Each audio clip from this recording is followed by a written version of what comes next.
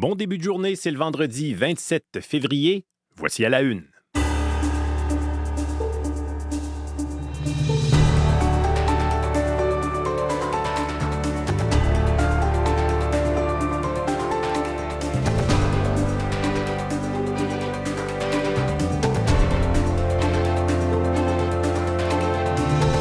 Merci de nous accueillir chez vous, à la maison, dans l'auto, au travail. Je m'appelle Jean-Sébastien Bernatchez. Je remplace Mathieu, qui est absent aujourd'hui, qui le sera également la semaine prochaine.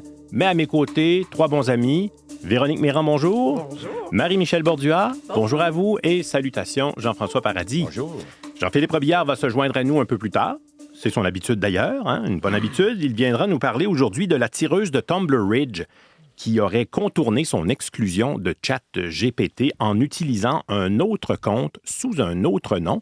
Jean-François nous parlera également des engagements de l'entreprise auprès du gouvernement canadien pour que ça ne se reproduise pas, qu'un utilisateur de ChatGPT puisse comme ça tenir des propos violents sans que les autorités en soient averties. Dans le cas de Tumbler Ridge, bien, le gouvernement et les autorités n'ont été avertis, vous le savez, qu'une dizaine de jours après le drame, alors que la tireuse avait tenu des propos violents avec ChatGPT. On apprend aussi qu'il y a eu contournement de son exclusion de la plateforme. Marie-Michel, bel honneur pour Olivier Pellerin. Hier soir, c'était au Gala des Césars en France. Et vous avez une petite pensée pour Olivier Pellerin, probablement, mais c'est Théodore Pellerin J'ai cette dit fois. Olivier, c'est notre collègue au sport. Pensez à lui, c'est pour ça. Éventuellement, ma Oui. place, c'est toute une arborescence que vous avez créée là. Vraiment, hein? Tout est dans tout. Non, Théodore Mais Pellerin, bien sûr. Théodore Pellerin, qui, au César, équivalent français là, des Oscars, qui s'est illustré comme meilleur espoir pour son interprétation dans le film Nino. Oui. Et c'est la deuxième fois en France qu'il s'illustre avec ce film-là. L'été dernier, il avait remporté également un prix à Cannes. Tout un espoir, effectivement. Tout un espoir. Du temps doux avant un refroidissement, Véronique. Ben oui, c'est pas mal ce qui va marquer la journée. La journée de demain sera la plus douce. En fait, les températures seront tranquillement à la hausse. Ça va être venteux, cependant. On va avoir quelques précipitations mélangées. Et là, vlan dimanche, un autre coup de froid qui s'amène. Donc, une semaine de relâche qui commencera dans le sud du Québec avec des conditions hivernales. Mais quand même, une belle semaine dans l'ensemble là, pour les gens qui seront en relâche. L'hiver, oui, mais pas trop féroce, avec un peu de soleil ici et là. C'est quand même des conditions qui seront intéressantes pour aller jouer dehors et ça va faire plaisir à bien des gens. Mais d'ici là, ce matin, ce qui nous attend, -9 au centre-ville. Quand on sort à Montréal, les températures oscillent légèrement sous la barre du -10 un petit peu partout. Ciel assez nuageux, quelques éclaircies, des flocons, il y en aura, mais pas d'accumulation significative aujourd'hui, pas d'accumulation importante. Température maximale, -1, -4 degrés. On a ça en mi-journée. Et là, le mercure va continuer de grimper la nuit prochaine. Donc, pour les régions plus au sud, Montréal, l'Estrie, Laurentides, la secteur de l'Outaouais, Québec, on y va avec un 0 en fin de nuit. Des vents aussi qui vont se mettre de la partie, des vents du sud-est assez soutenus. À partir de minuit, ça va commencer à être venteux. Oui. Ce sera très venteux samedi matin, 30-60 km/h des vents du sud. Et avec ça, un mélange de précipitations. Donc, des flocons mouillés, mais tournant rapidement à la pluie parce que les températures vont grimper entre 4 et 7 degrés samedi. Oui. Et là, les vents vont changer de direction en après-midi pour souffler de l'ouest. Et là, on va sentir la perte des degrés. Là. Donc, tranquillement, on sera de retour sous le point de congélation. Et dans la nuit de samedi à dimanche, -10, -15. Alors, retour du temps froid avec un dégagement qui va s'amorcer dimanche, un vent du nord-est et des températures maximales de jour de -8 à -10. Et il y a encore des -20 possibles dans la nuit de dimanche à lundi. Oh là là. Alors, on commencera la semaine dans le froid, mais il y aura une remontée des températures mercredi. On a d'ailleurs avertissement de refroidissement soudain du côté de l'Abitibi ce soir parce qu'il fera près de 0 aujourd'hui, partiellement nuageux et le mercure va chuter à près de -14 ce soir avec un peu de neige, 5 cm pour les gens de l'Abitibi.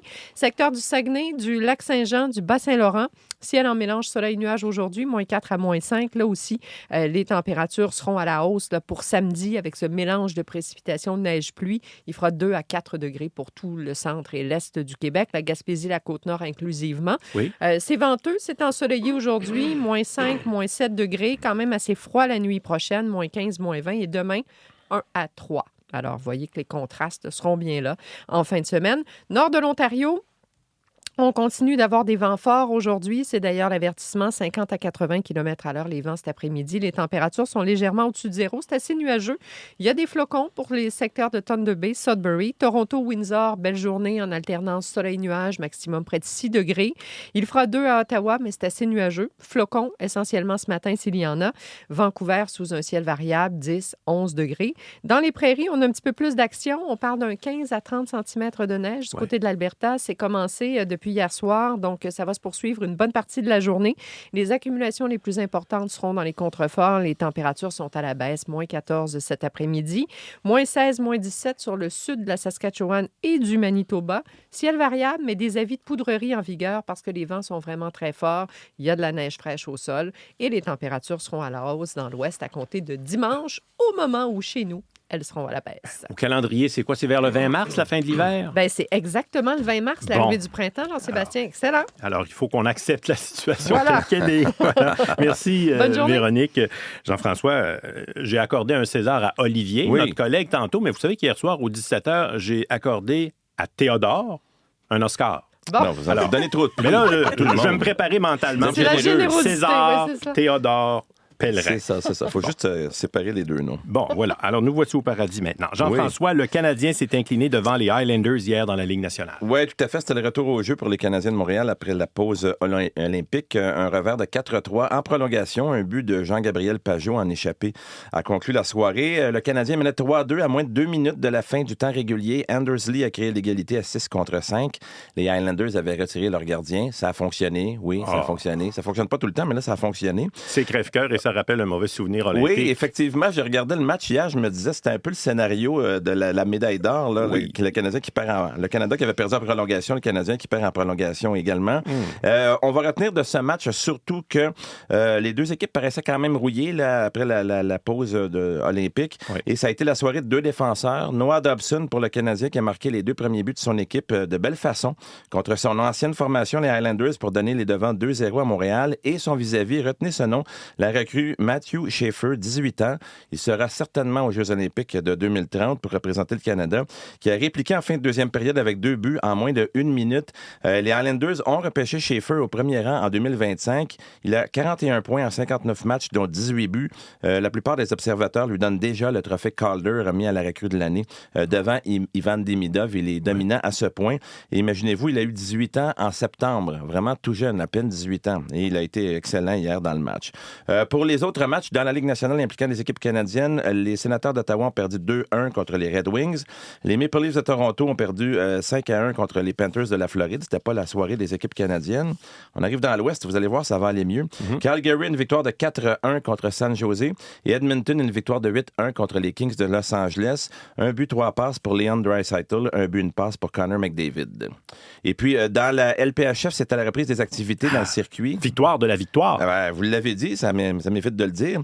Donc, la victoire qui affrontait les Sirènes hier à New York, une victoire, donc, pour la victoire, oui, je le redis, de 4-1 contre les Sirènes au Prudential Center. Il s'agissait d'un 4e gain d'affilée pour Montréal, qui se retrouve maintenant au 2e rang du circuit. Anne-Renée Desbiens a excellé en bloquant 34 rondelles.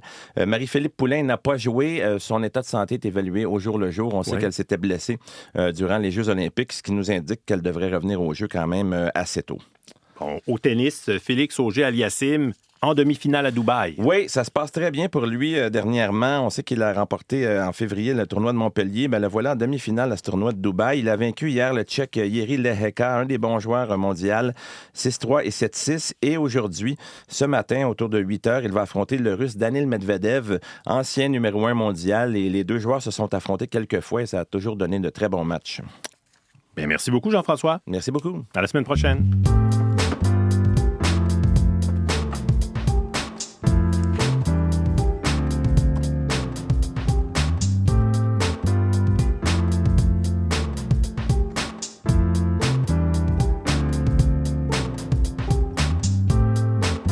Jetons maintenant un coup d'œil aux grands titres à la une des quotidiens. La Presse Plus nous propose un dossier sur la montée de l'intolérance à l'école. Insultes homophobes, racistes, violences physiques. C'est un dossier qui est bien sûr en lien avec cette étude qui a été présentée cette semaine par Francis Dupuis-Déry de l'UQAM en partenariat avec la Fédération autonome de l'enseignement. La Presse Plus nous présente dans ce dossier des témoignages de professionnels de l'éducation et d'étudiants victimes d'intimidation. Plusieurs témoignages touchant, troublant. Et on pose cette question à deux expertes. Comment en sommes-nous arrivés là? Bien, c'est multifactoriel, dit Marie-Ève Carignan du pôle média de la chaire UNESCO en prévention de la radicalisation. Augmentation des contenus misogynes et masculinistes en ligne, détresse chez les jeunes garçons en hausse. La pandémie a accéléré la polarisation, normalisé des discours extrêmes, ajoute Diana Miconi de l'Université de Montréal, qui ajoute ceci. Certaines des personnes les plus puissantes de la planète sont des personnes misogynes, violentes, ont des propos suprémacistes blancs jamais punis. Ils ne sont jamais punis pour ça. Et ça, les jeunes le voient. Les jeunes le voient. Alors, quelle crédibilité, dit-elle, a-t-on après, quand on leur dit la haine, c'est tolérance zéro? Autre question fondamentale qui est posée dans ce dossier, comment intervenir face à un jeune qui tient un discours haineux? Bien, la solution passe par le dialogue, dit-on, créer des espaces en famille, à l'école, pour parler d'une manière non moralisatrice avec ces jeunes-là, parce que le but, dans le fond, c'est de les comprendre ce qu'ils pensent, ce qu'ils sentent, pourquoi ils ont plongé dans ces idées-là. L'idée, ce n'est pas de banaliser les propos haineux, mais bien d'encourager les adolescents à complexifier leurs pensées, user de leur esprit critique.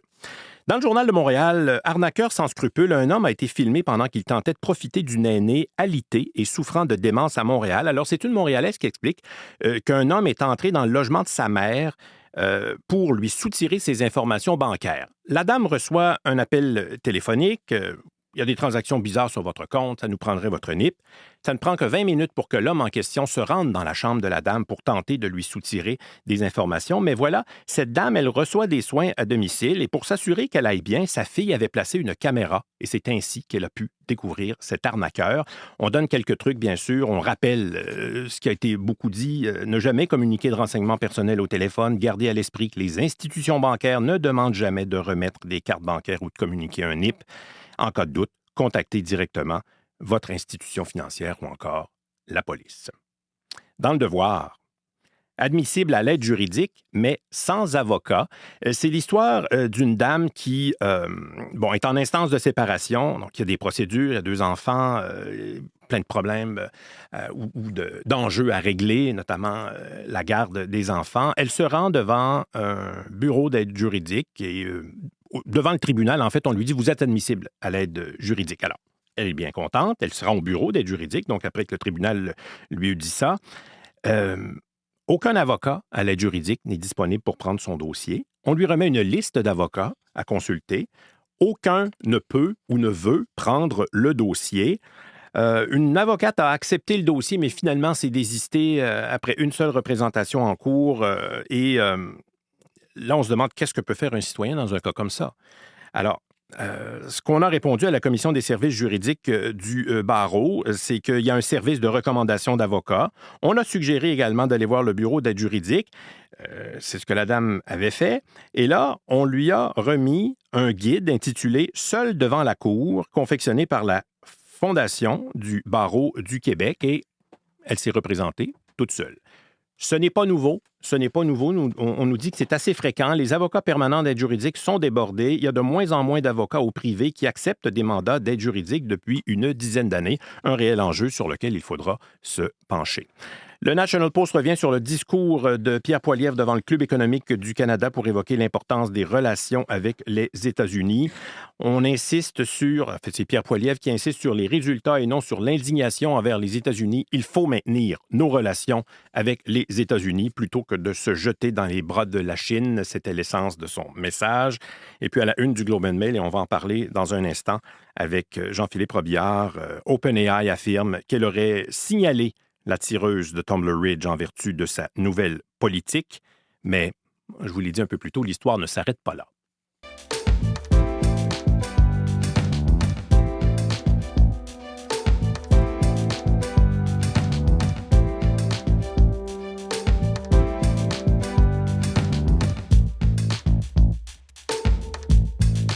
À Alors oui, après la rencontre d'OpenAI avec des ministres fédéraux à Ottawa cette semaine, l'entreprise s'est engagée à renforcer ses protocoles de sécurité pour éviter une autre tragédie comme celle de Tumbler Ridge. Et dans les mois avant la tuerie qui a fait 9 morts, dont la tireuse, des employés d'OpenAI avaient songé, on l'a dit, à alerter les autorités. Des scénarios de violence décrits par la tireuse dans le robot conversationnel ChatGPT avaient attiré l'attention, mais bon, on n'avait pas averti personne. Jean-Philippe Robillard, l'entreprise a dévoilé une série de mesures qu'elle s'engage à appliquer. Oui, Jean-Sébastien, pour éviter d'autres drames comme celui qui s'est produit en Colombie-Britannique il y a quelques semaines. Alors, dans une lettre qui est envoyée au ministre fédéral de l'Intelligence artificielle, Evan Solomon, qui fait suite à la rencontre, vous l'avez dit, là, qui s'est déroulée cette semaine, les dirigeants d'OpenAI s'engagent donc à renforcer leur protocole de sécurité.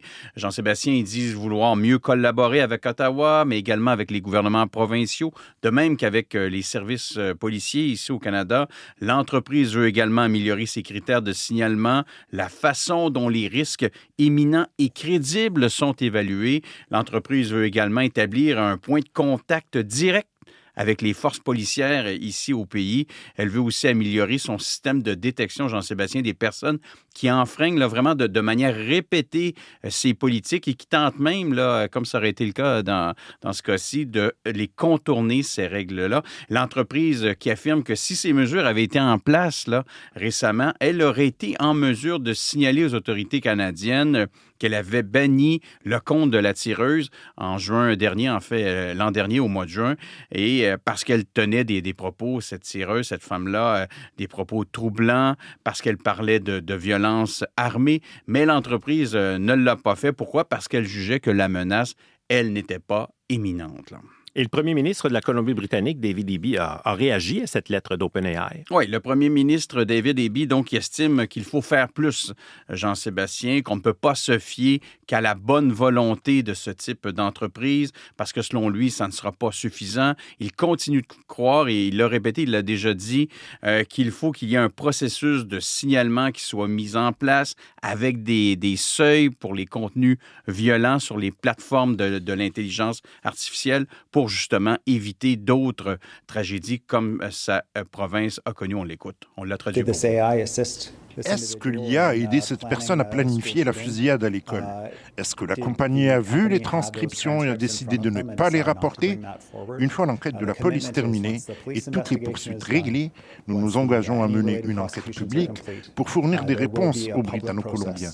Parce que le but ultime, c'est de s'assurer que ça ne se reproduise plus jamais. Alors, il faudra voir maintenant quelle sera la réaction du ministre fédéral de l'Intelligence artificielle. Oui. Merci beaucoup, Jean-Philippe. Merci, au revoir.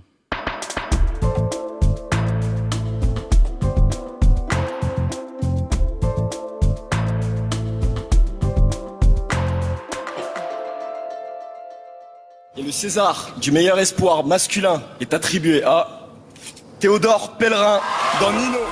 Bon, ben ça me facilite la tâche. Donc, l'acteur québécois Théodore Pellerin brille en France au César, Marie-Michel. Voilà, il brille dans les traits de Nino, en fait, ouais. Rôle-titre du premier film de la réalisatrice Pauline Loquès, rôle pour lequel l'acteur de 28 ans a été sacré meilleur espoir, vous l'entendiez, masculin hier lors de la 51e cérémonie des Césars. Ça, c'est l'équivalent français des Oscars. Il incarne dans Nino un jeune homme qui erre dans les rues de Paris après avoir reçu un diagnostic de cancer, donc un film très humain. Théodore Pellerin qui a déjà été récompensé pour ce rôle-là, c'était l'été dernier au Festival de Cannes. Il avait reçu le prix de la révélation à la Semaine de la critique. Cette fois-ci, meilleur espoir au César. Il est le premier Québécois à s'illustrer dans cette catégorie. Il a profité de ses remerciements pour faire l'éloge de Pauline Loquès. Qui ne se passionne vraiment que pour les gens, qui se passionnent pour leurs histoires, pour ce qu'ils vivent, pour ce qu'ils racontent, qui arrivent à nous... bonsoir. Oui. Un petit instant. Qui arrive sans qu'on s'en rende tout à fait compte, sans qu'on le réalise, à travers, en forçant les bonnes rencontres et en attendant patiemment le bon moment, à nous faire révéler une petite partie de notre âme qu'elle va sublimer. C'est beau. C'est beau, touchant, mais aussi drôle. Vous l'entendiez, Ben oui, là, Théodore absolument. Pellerin Il y a qui est beaucoup resté d'humour, oui. imbranlable malgré le signal universel dans les discours de gala. Là, la musique, il faut couper court. Oui. Il a continué, prendre le temps de faire l'éloge de sa réalisatrice. Un petit mot pour son compatriote Xavier Dolan qui était nommé, lui, dans la catégorie du meilleur acteur pour un second rôle. C'était pour sa prestation dans L'inconnu de la Grande Arche. Il est reparti, quant à lui, les mains vides. Nouvel album pour le duo montréalais Bibi Club. Nicolas Basque et Adèle Trottier-Rivard qui nous reviennent après Le Soleil et la mer, c'était en 2023, Feu et de garde en 2024, et là, le troisième opus, Amaro, à la fois sombre, mais aussi lumineux, sombre par une poésie imprégnée de l'air du temps, par le deuil aussi qui est récurrent au cours de cet album, lumineux également parce que musique dansante par moment, parce que aussi une musique qui est pleine sur ce troisième album, qui est assumé, un duo qui est très ancré dans leur musique. Et d'ailleurs, ils ont expliqué la démarche derrière cet album à notre collègue Louis-Philippe Ouimet. Je vous propose d'écouter. Je pense qu'on voulait se rapprocher un peu de comment on sonne en show, puis peut-être pousser l'enveloppe de ce qu'était Bibi Club. Puis je pense que le mot d'ordre tout le long de l'enregistrement de l'album, c'était qu'on voulait que les chansons goûtent la terre, que quand tu écoutes la musique, il y a comme un feeling de grounder, de sentir comme presque physiquement les chansons. C'est important pour nous que les gens ressentent leurs émotions en écoutant notre musique. C'est important que ça libère quelque chose aussi du même coup. Et c'est tout à fait ça, ce troisième album. Ça fonctionne très bien. Je vous laisse en juger vous-même avec Comme dans le château. C'est le 5e titre de l'album.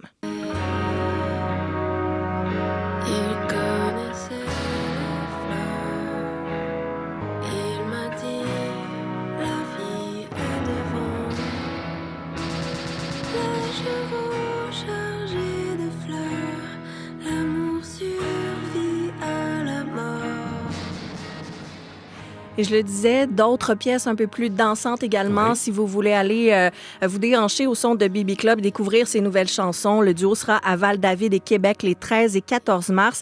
Également à Toronto et Ottawa les 20 et 21 mars. Ils vont entreprendre ensuite une série de dates au Royaume-Uni et en France. Et autre sortie d'album attendue, celle de l'artiste américain Bruno Mars.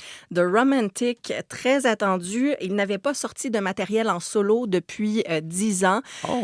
C'est résolument un album de ballade, comme le nom le dit, The Romantic. Tantôt R&B, tantôt latin, surtout pop. Au travers de ces ballades, quelques pièces dansantes à la Bruno Mars, comme on peut le reconnaître. Comme ce premier extrait que vous entendez, I Just Might, qui est sorti en janvier, qui s'est hissé en première position du palmarès Billboard. C'est la première fois qu'une de ses chansons, d'ailleurs, trône au sommet de ce classement dès sa sortie.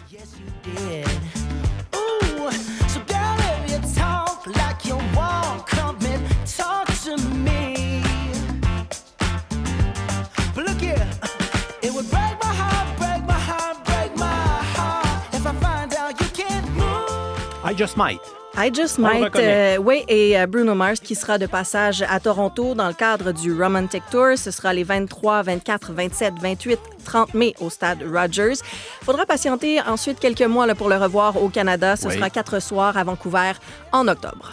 Merci Marie-Michel. Bonne journée. À surveiller aujourd'hui, Mark Carney arrive en Inde. Bill Clinton témoigne dans l'affaire Jeffrey Epstein devant un comité du Congrès. Voilà, la journée est lancée. On vous la souhaite excellente. Bonne journée sur toutes nos plateformes et à lundi.